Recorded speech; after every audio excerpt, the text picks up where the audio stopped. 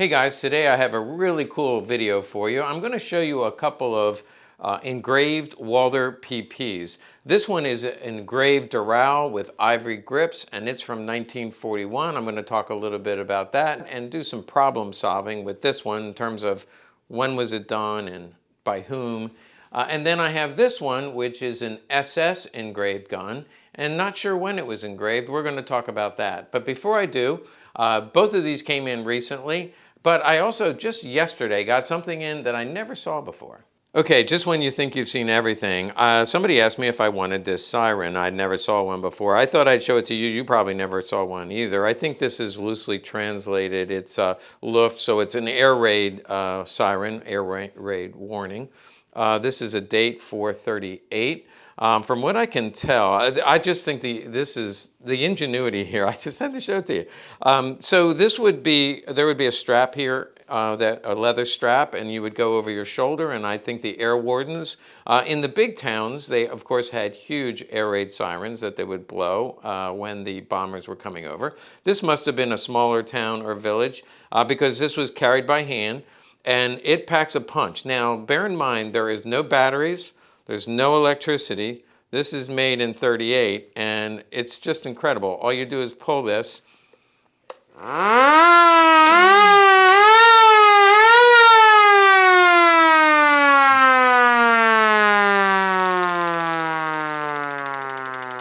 And yes, if you thought that was loud, it really is. And I just thought it was very, very cool. Never saw one before, but I thought I'd share it with you. Hey, let's talk about some engraved guns.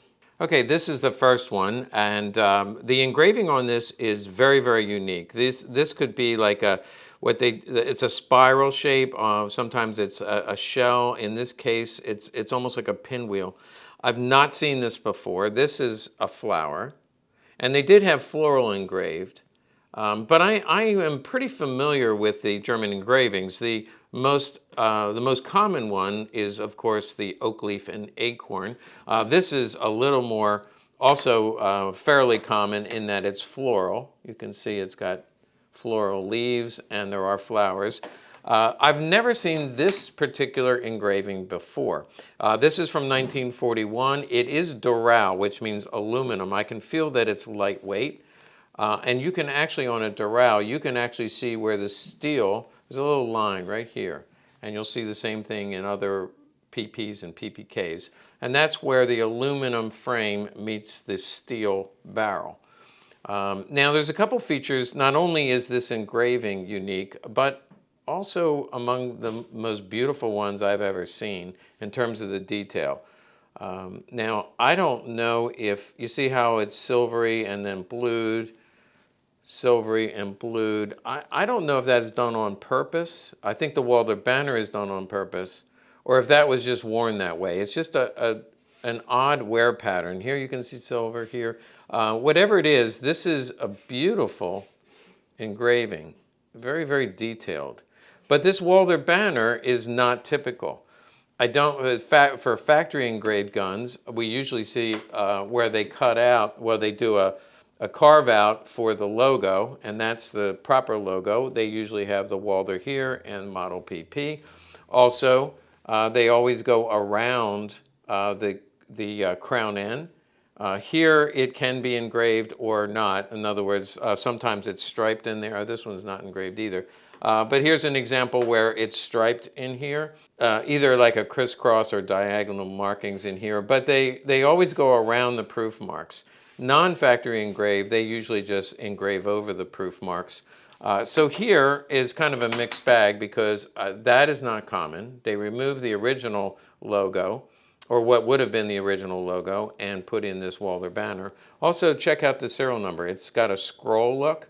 I've never seen that before, so there's a scroll look to that. They do have the eagle end proof here, but not here. So even though I do have other Doral engraved guns in the same serial range, not sequential, but in the same serial range, there are other engraved guns. My conclusion is this was period done. It's just very intricate. That's the crisscross pattern I talked about before. This was probably period done. by an engraver, a special order. These ivory grips, it has a natural grain to it.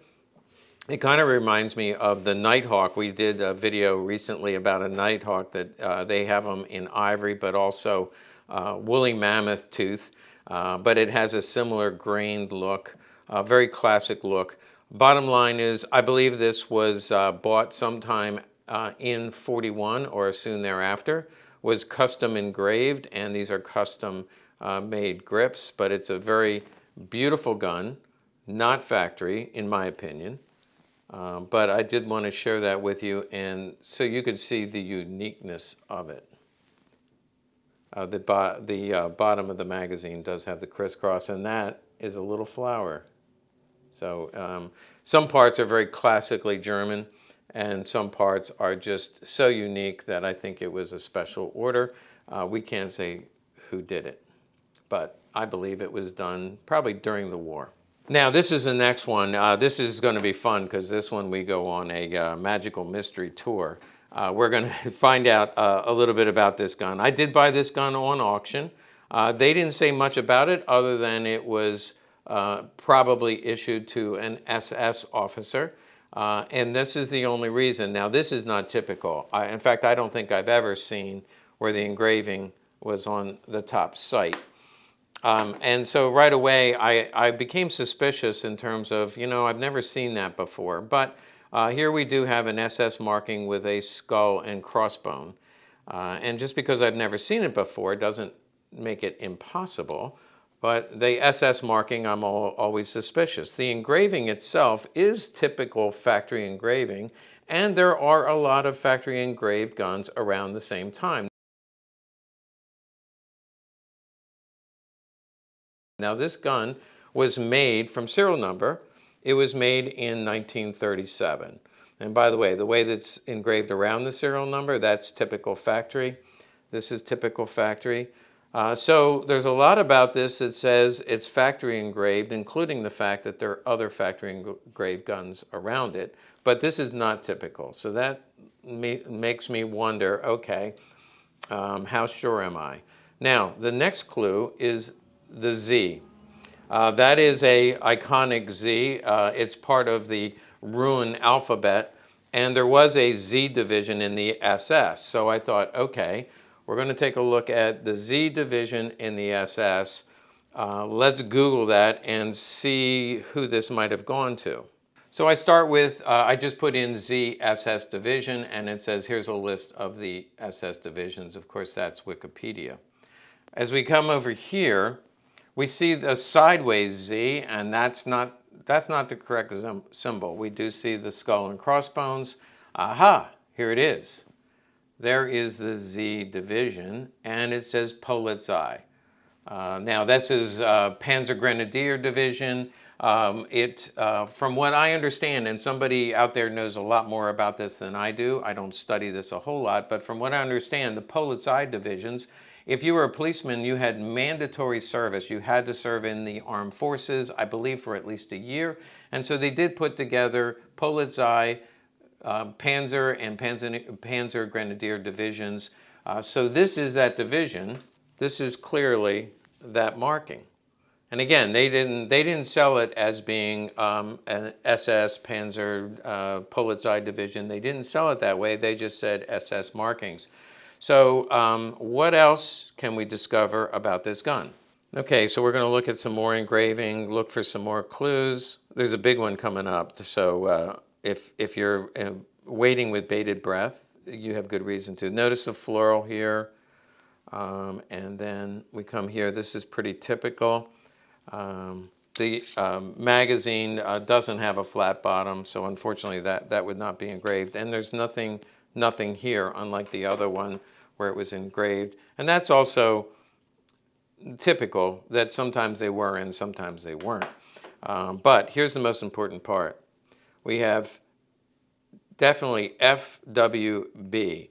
Now, I thought, oh, let's just make up a name. F is obviously Fritz, and W's got to be Wilhelm, and B can be anybody. So I'm jokingly going through this, and then I think, well, Let's look up the Panzer Grenadier Division, 4th SS Polizei. Let's look them up and see if we can find somebody who might have the initials FWB. By the way, this particular Panzer Division, Polizei, Panzer Grenadier Division to be exact, had a unfortunate, infamous past. They were involved in some heroic battles in France, but in the Eastern Front, they were also involved in some massacres and some mass killings.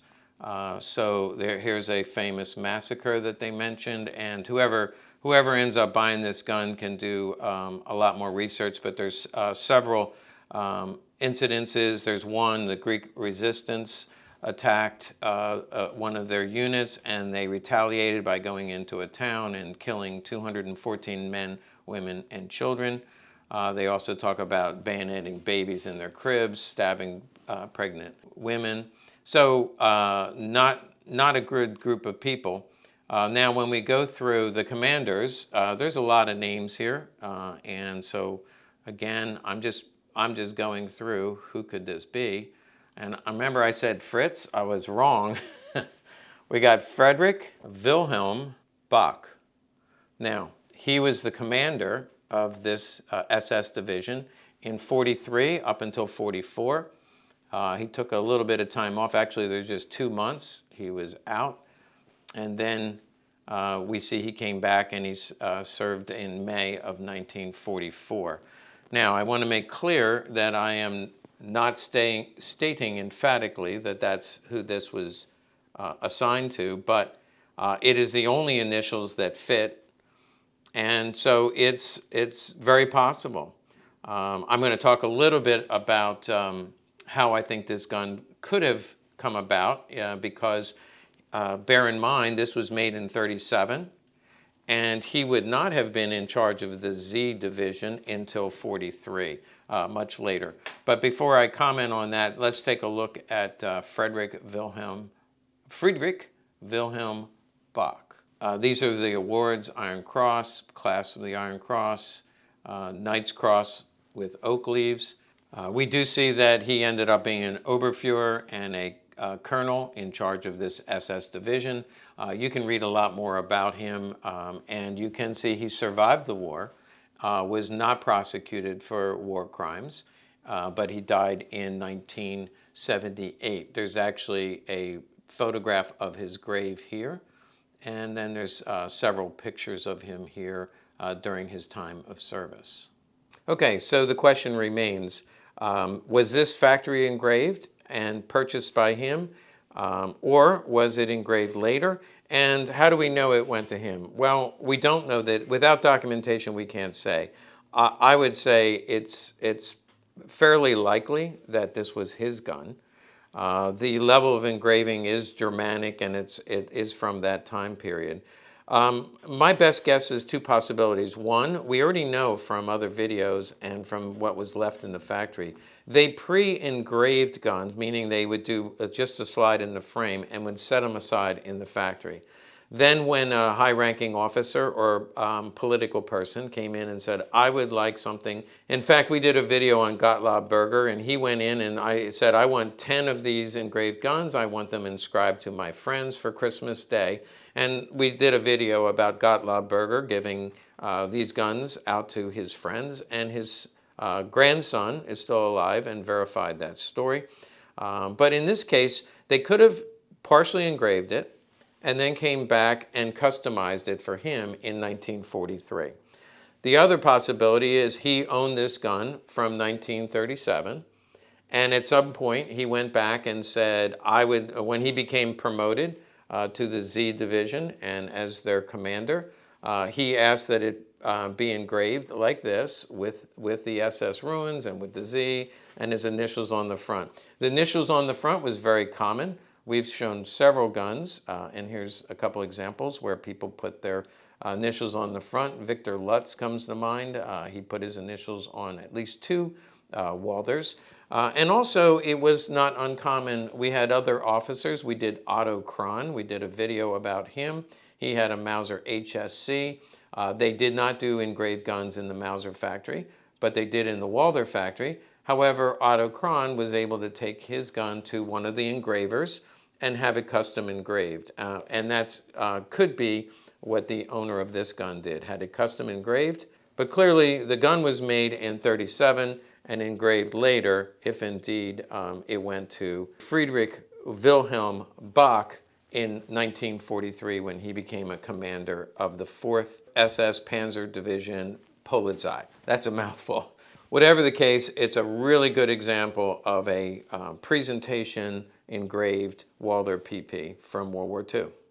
Hey, thanks for watching. I hope you learned something today. I had a lot of fun reviewing those and trying to solve the puzzle about where they came from. And I also love this because we just like to get your attention.